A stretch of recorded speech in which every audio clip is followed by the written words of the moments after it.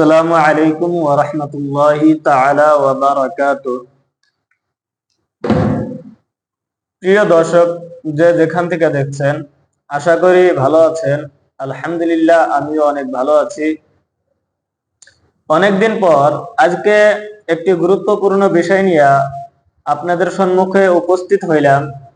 তার আগে বলতে চাই, ভিডিওটি স্কিপ না করে সম্পূর্ণ দেখবেন বলে আশা রাখলাম, এবং কি ভিডিওতে ফুল ভিডিও না দেখে কেউ বাজে মন্তব্য করবেন না।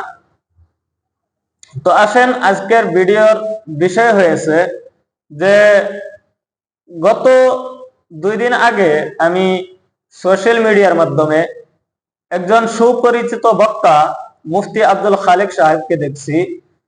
তিনি স্টেজের মাধ্যমে ভাষণ দিতেছেন যে যদি কোনো ব্যক্তি দারুল উলুম দেওবন্দের ফতোয়াকে না মানে তাহলে ওই ব্যক্তি কিভাবে মুমিন হয়। উনি বলতে চেয়েছেন, যদি কোনো ব্যক্তি দারুল উলুম দেওবন্দের ফতোয়াকে না মানে তাহলে ওই ব্যক্তি মুমিন নয়, ওই ব্যক্তি কাফির। আপনি স্ক্রিনের মাধ্যমে লক্ষ্য করেন, দেখতে পারবেন, আমি স্ক্রিনের মাধ্যমে দিয়ে দিছি। আমাদেরকে কমেন্ট করে কিছু মানুষ, এইভাবে কমেন্ট করে, তোমাদের দেওবন্দের ফতোয়া তোমাদের পকেটে রেখে দেওগা, এখন তোমরা ফতোয়া দেওয়া, তোমাদের ফতোয়া তোমরা দুয়া দিয়া খাওগা। এই কথা যে কয় তার কি ঈমান আছে? হ্যাঁ, আছে ঈমান? যে ব্যক্তি দারুল দেওবন্দের ফতোয়াকে অবজ্ঞা করতে পারে তার ঈমান আছে? তার কিসের নামাজ, তার কিসের জামাত, তার কিসের জিকির? শয়তানের জিকির, শয়তানের তাবলীগ, শয়তানের নামাজ, শয়তানের। তো প্রিয় দর্শক, আপনি মুফতি আব্দুল খালেক সাহেবের ভিডিওটি দেখতে পারলেন। মুফতি আব্দুল খালেক সাহেব বলছেন যে যদি কোনো ব্যক্তি দারুল উলুম দেওবন্দের ফতোয়াকে অস্বীকার করে তাহলে ওই ব্যক্তি কিভাবে মুমিন হয়, এবং কি সে বলছেন যে যদি কোনো ব্যক্তি দারুল উলুম দেওবন্দের ফতোয়াকে অস্বীকার করে তারপর যদি কোনো ব্যক্তি নামাজ পড়ে, রোজা রাখে, আল্লাহর জিকির আজকার করে, তাহলে ওই ব্যক্তি শয়তানের জন্য জিকির করে, শয়তানের জন্য নামাজ পড়ে, শয়তানের জন্য রোজা রাখে। নাউযুবিল্লাহি মিন যালিক। প্রিয় দর্শক, দারুল উলুম দেওবন্দের ফতোয়াটি জরুরিয়াতে দ্বীনের মাধ্যমে থেকে না। আর আমরা জানি, যদি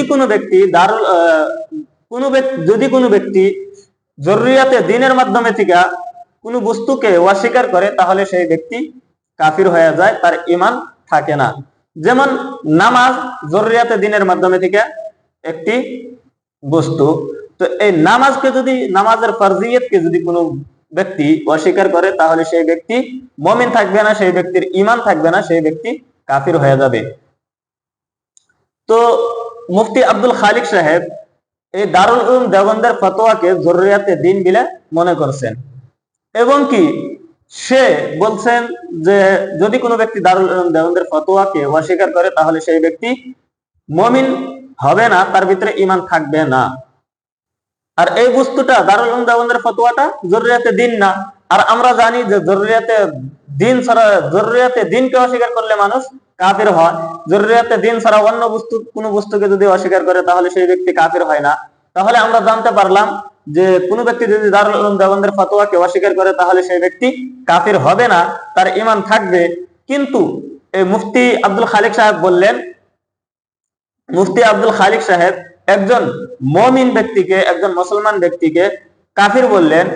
তাহলে আসেন আমরা হাদিসের দ্বারাই বুঝবো।